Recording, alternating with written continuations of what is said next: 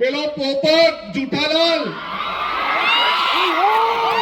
એમ કે આનંદભાઈ ના દરવાજા ભાજપમાં બંધ, મારા દરવાજા તો ત્યારે ખુલ્લા હતા, જુઠાલાલ નો જન્મ જ નહીં થતે. એમ કે ચેતરભાઈ ની હાથે મંચ શેર કરે. અરે ભાઈ પિક્ચર માં તો 2 હીરો હોય, બીજા કોઈ ચાલે બાલે નહીં. અરે તમે બી અમારી સાથે સમાજ નું મંચ શેર કરો. અમે કે તમને ના પડતા છે મંચ શેર નહીં કરો. નમસ્કાર, જોહાર. વાત કરીશું આપણે મહુવા તાલુકામાં થયેલા દેદવાસણ ખાતે આદિવાસી સાંસ્કૃતિક કાર્યક્રમ. દેદવાસણ ખાતે આદિવાસી સાંસ્કૃતિક કાર્યક્રમમાં આદિવાસી વિસ્તારના ધારાસભ્ય અનંત પટેલ દ્વારા અલગ જ અંદાજમાં સભાની મંચ ઉપરથી શરૂઆત કરી હતી. લોકોને સંબોધન અલગ જ અંદાજમાં સભાના મંચ ઉપરથી લોકોને સંબોધન કરવાની શરૂઆત કરવામાં આવી હતી. અત્યારે અમે દાહોદ જી આવ્યા, ચેતરભાઈના વિસ્તારમાં બી જી આવ્યા. તા મુઠ્ઠી વાળે ને શું કરે ખબર ને? આ તો વાળો, બધા મુઠ્ઠી વાળો, મુઠ્ઠી વાળો. હવે મોળા પર નાખો.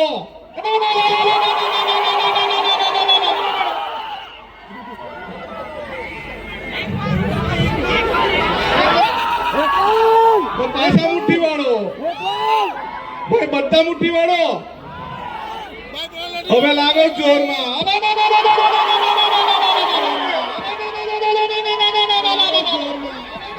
દાહોદમાં જયારે આ કર્યું ત્યારે મને 2-4 પત્રકારે પૂછ્યું કે આદિવાસી સમાજ આ શું કરે. અમે કીધું આદિવાસી સમાજ બધાને આમંત્રણ આપે ને બધાને વેલકમ કરે એટલે ઓ કરે. આદિવાસી સમાજ ગુસ્સામાં થાય ત્યારે શું કરે એમ કે ત્યારે મેં કહું પાડાલિયા વાલી કરે, પાડાલિયા વાલી. 100-150 પોલીસ વાળાના માથા ફોડી લાગ્યા. એ કામ કોણ કરે? આદિવાસી કરે. મહુવા તાલુકામાં ચાલતી હાલની જે ઘટનાઓ છે જેને લઈ અનંત પટેલે પ્રશાસન અને આદિવાસી સમાજના લોકોને પણ જાગૃત રહેવા માટે અપીલ પણ કરી હતી. સભાના મંચ ઉપરથી હજારોની જનમેદનીને સંબોધતા અનંત પટેલ ધારાસભ્ય મોહન ભવડિયાની પણ તરફેણમાં કહ્યું હતું કે એ પણ અમારી સાથે બેસીને વાત કરે છે અને મંચ ઉપરથી કહે છે કે હું સમાજની સાથે છું અને આદિવાસી લોકોની સાથે છું. વધુમાં ધવલ પટેલ ઉપર પ્રહાર કરતા એમ પણ કહ્યું હતું કે ભાજપના દરવાજા અનંત પટેલ માટે ખુલ્લા હતા. વધુમાં અનંત પટેલે સભાના મંચ ઉપરથી ધવલ પટેલ ઉપર પણ પ્રહાર કર્યા હતા અને કહ્યું હતું કે ધવલ પટેલના એક નિવેદનમાં એવું હતું, કહેવામાં આવ્યું હતું કે અનંત પટેલ માટે ભાજપના દરવાજા હંમેશા માટે બંધ છે. ત્યારે અનંત પટેલે સભાના મંચ ઉપરથી કહ્યું હતું કે ભાજપના દરવાજા અનંત પટેલ ભાજપમાં ન આવ્યા જેથી ધવલ પટેલ માટે ખુલ્યા, બાકી ધવલ પટેલનો જન્મ જ ન થતે એવું પણ અનંત પટેલે સભાના મંચ ઉપરથી કહ્યું હતું. લગભગ મહુવામાં અત્યારે અન્ય સમાજના લોકોનો આતંક ચાલે છે એવું લાગે. ચાલે છે ને? આ બહેનોને ખબર છે. મહુવાના અંદર એક નાનકડી 7મા ધોરણ ભણતી છોકરી અને એની છેડતી કરે અને ત્યાંના આગેવાનો એમ કે આનંદભાઈ આપણે ત્યાંની દીકરીની છેડતી કરી. મેં કહું તમે બંગડી પહેરેલી છે કે? જેને છેડતી કરી એને કપડા ઉતારી લેવ. બીજી વાર વાત આવી કે ગોપડા ગામમાં આપણા શૈલેષભાઈ ને બીજાએ માર્યો એમ કે. મેં કહું કાં સુધી માર ખાવાના? એને પકડીને મારો. અને આપણા સમાજના પોલીસ વાળા 2 જણને પકડવાના નહીં એમ કે.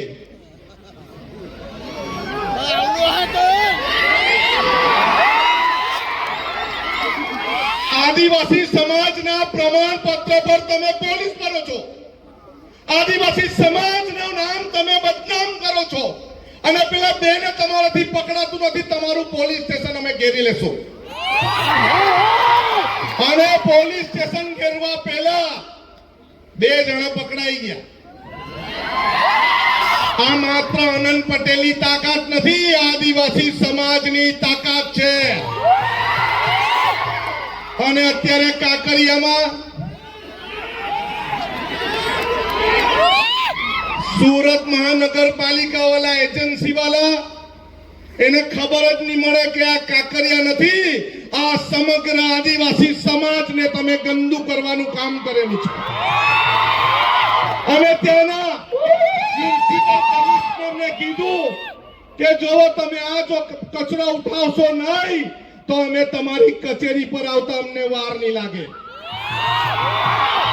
દરેક સમાજ આપણા લોકો દરેકને દૂધ અહીંથી સુરત વાળાને મોકલીએ, સારી હવા આબોહવા જંગલ આપણે એમને મોકલીએ, આપણે આપણા વિસ્તારનું પાણી એમને મોકલીએ નહીં, આપણને શું મોકલે? ગંદો કચરો.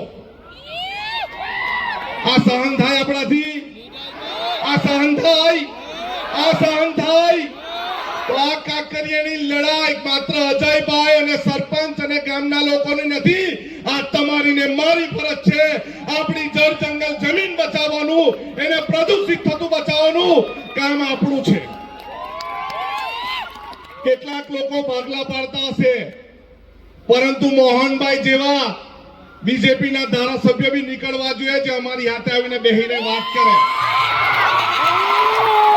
અને મંચ પરથી આવીને એવું કહે કે હું સમાજની સાથે છું. એવું પેલા જૂઠાલાલને બી શીખવવું પડે. અરે આખા ગુજરાતમાં આદિવાસી સમાજમાં બે તો લડતા છે. હવે પેલો પોપટ જૂઠાલાલ એમ કે આનંદભાઈના દરવાજા ભાજપમાં બંધ છે, મારા દરવાજા તો ત્યારે ખુલ્લા હતા, જૂઠાલાલનો જન્મ જ નહીં થતે.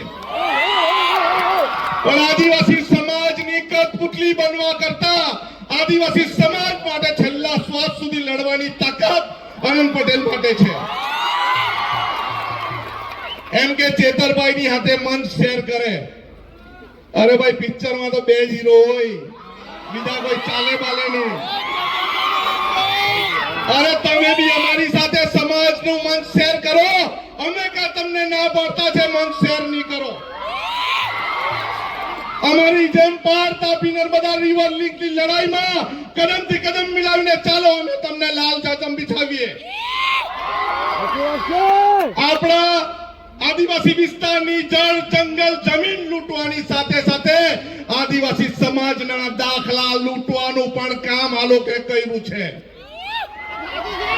આજે આદિવાસી સમાજના દાખલા મેળવવા હોય તો આપણે કપરા ચઢાણ ચડવા પડે છે. આપણા સમાજનું પ્રિમિટિવ ટ્રાઇબ, જેને આપણે હળપતિ સમાજ કહીએ, વારલી સમાજ કહીએ, નાયકા સમાજ કહીએ, આદિમ જૂથ, એમને દાખલા લેવા માટે દાખલા નથી મળતા તો એમનું શિક્ષણ એમણે લઈ લીધું છે, શિક્ષણ નથી આપતા. આજે આખા ગુજરાતની વાત નહીં કરું, આખા દેશમાં આદિવાસી સમાજનું જળ જંગલ જમીન લૂંટવાનું કામ આ ચોર અને લુચ્ચી સરકારે કર્યું છે. આપણે કહીએ આ કાર્યક્રમમાં દક્ષિણ ગુજરાતના દરેક આદિવાસી સમાજે આવું જોઈતું હતું. દરેક ધારાસભ્ય, દરેક આદિવાસી સંસદ સભ્ય આવું જોઈતું હતું અને અમારા પ્રશ્નનો પણ જવાબ એમણે આપવો જોઈતો હતો. ગોપરા ગામના શૈલેષભાઈ એવી તો કેવી ભૂલ કરી, કરચલિયા ગામની નાની હળપતિ છોકરી એવી તો કેવી ભૂલ કરી. આ ધોળીકુઈ ગામના છોકરાઓ મેદાનમાં રમવા જાય, અરે મેદાનમાં રમવા જાય ને અન્ય સમાજવાળાને મારે. ધોળીકુઈ ગામમાં આદિવાસી સમાજના ઝંડા લગાવે તો એક જણ એમ કે તમારા ધોળિયાને ધોળીને પી જાઉં ભાઈ, બીજાને વાત છોડ. અરે આ ધના રૂપાવાળા છે, એમ જ ગોળીને પીવાઈ જાય એવા નથી. અમારા પૂર્વજ ધના રૂપાની તાકાત તમારી સાથે છે. તમારા જેવાને પાછા ગીર બરડા આલેજમાં મોકલી દે. હું આપણા લોકોના વિસ્તારમાં આપણા સમાજની વચ્ચે આવીને મારી એક બેનને છેડતી કરે, એટ્રોસિટીની એકની કલમ એને લગાવી છે. આપણને દરેક રીતે છૂટા કરવાનું ષડયંત્ર લોકો કરી રહ્યા છે. એ પરપ્રાંતિ સમાજ હોય કે અન્ય સમાજ હોય, મોહનભાઈને કહે તમે તો દોડિયા, ચેતરભાઈને કહે તમે તો વસાવા, કુંજનભાઈને કહે તમે કુકણા, તમે ગામિત, તમે વારલી, તમે આદિમ જૂથ, તમે હળપતિ નાયકા સમાજ કહે છે. પરંતુ આપણે કોણ છે એ યાદ રાખવાની જરૂર છે. આપણે કોણ? આપણે કોણ? આપણે કોણ? જ્યારે પણ તાલુકા પંચાયતમાં જાઓ, મામલતદાર ઓફિસમાં જાઓ, પોલીસ સ્ટેશનમાં જાઓ, ફાડ્યું બાંધીને જાઓ, અમે આદિવાસી છે સાંભળવાના છે કે હું કરવાના? કોઈ બી અધિકારી બહારથી આવીને આપણને ગભરાવાની ડરાવવાની વાત કરે, ભાઈ તમે તમારા વિસ્તારમાં જઈને ગભરાવજો, ડરાવજો. અમારા વિસ્તારમાં આદિવાસી સમાજ જાગી ગયા છે અને આપણે ખાલી આદિવાસી સમાજ નો અભિમાન ગર્વ લેવા માટે નથી. આપણે એના માટે છે કે આપણી લાખો બહેનો સવારમાં ઉઠે, ઢોરનું વાસીદું કરે, પશુપાલન કરે ને દૂધ કાઢે અને દૂધ પાણીના ભાવે આપણે સુમુલમાં મોકલી આપીએ ને. અરે આપણે દૂધ જો નહીં ભરીએ ને 2 દિવસ તો સુરત વાળા ચા નહીં પી શકે. અરે આપણે શાકભાજી સારી નહીં ઉગાડીએ, લસણ, મેથી, પાલક, તો એ લોકોને ખાવાનું નહીં મળે. આપણે જો ડાંગર નહીં ઉગાડીએ તો એ લોકોને ભાત ખાવાના પણ ફાફા પડી જાય. એ કઈ દૂરથી લાવતા નથી, એને જમીનમાં નાખવું પડે અને એ માત્ર ને માત્ર આદિવાસી સમાજ જ કરે છે. આપણા લોકોએ એકબીજાને સહકાર આપવો જોઈએ અને જે આગેવાન નેતા છે, યુવાનો છે, અનંત પટેલની પાસે ઉનાઈ સુધી કેમ આવવું પડે? તમારા જ વિસ્તારમાં, તમારા જ ગામમાં અનંત પટેલ અને ચેતર વસાવાને પેદા કરો. પછીની ગાંઠે તો અમે તો તૈયાર જ છે પિક્ચર જોવા માટેની, પિક્ચરમાં લડવા માટે અમે તૈયાર છે. આપણા યુવાનોને જેમ બને તેમ ભણતા શીખવો, શિક્ષણ લેતા શીખવો, ઉચ્ચ શિક્ષણમાં જવો જોઈએ. અને એક ગંભીર ચિંતા આપણા વિસ્તારમાં છે, વ્યસનની ચિંતા છે, ડ્રગ્સની ચિંતા છે, અફીણની, ગાંજાની ચિંતા છે. અને એની સાથે સાથે કેટલાક સમાજના દલાલો આપણી દીકરીને કચ્છ અને કાઠિયાવાડમાં પરણાવે છે. એ બંધ કરવું પડશે. આપણે આપણી દીકરીને, આપણા વિસ્તારમાં કોઈ એવા દલાલ હોય તો અમને નામ આપજો, આપણે એને સમજાવવાના છે. આપણી દીકરીને કચ્છ અને કાઠિયાવાડ નથી મોકલવાનું, આપણી દીકરીને આપણે અહીંયા જ રાખવાની છે. હવે મને ધોળી કુઈ વાળા તમે સંગઠન બનાવ્યું છે ને, ગોપડા વાળાએ સંગઠન બનાવ્યું છે ને, શૈલેષભાઈ બનાવ્યું ને, હા, કરચેલિયા વાળાએ સંગઠન બનાવ્યું, ગોપડા વાળાએ સંગઠન બનાવ્યું, કાકરિયા વાળાએ બનાવ્યું છે ને સંગઠન. આપણે સૌ સંગઠિત થવાનું, કારણ કે હજુ 5 ગામનો વારો આવ્યો છે, હજુ 50 ગામનો વારો આવી શકે એવી શક્યતા છે. એની લડત માટે આપણે આંદોલનકારી બનવાનું છે. સડકથી સંસદ સુધી જવાનું છે. જેને દાખલા ચોર્યા એની પાસે જવાનું છે, પાણી ચોર્યું છે એની પાસે જવાનું છે, જમીન ચોરી છે એની પાસે જવાનું છે, જંગલ ચોર્યું એની પાસે જવાનું છે, ખનિજ ચોર્યું એની પાસે જવાનું છે. જવાબ માંગવાનો છે કે અમે અમારું જળ, જંગલ, જમીન, ખનીજ આપવાના નથી. વધુમાં અનંત પટેલે એમ કહ્યું હતું કે આદિવાસી વિસ્તારના લોકોએ જાગૃત થવાની જરૂર છે. અનંત પટેલના ઘર સુધી આવવાની જરૂર નથી. જે અનંત પટેલ અને ચેતર વસાવા તમારા વિસ્તારમાં જ પેદા કરવાની જરૂર છે.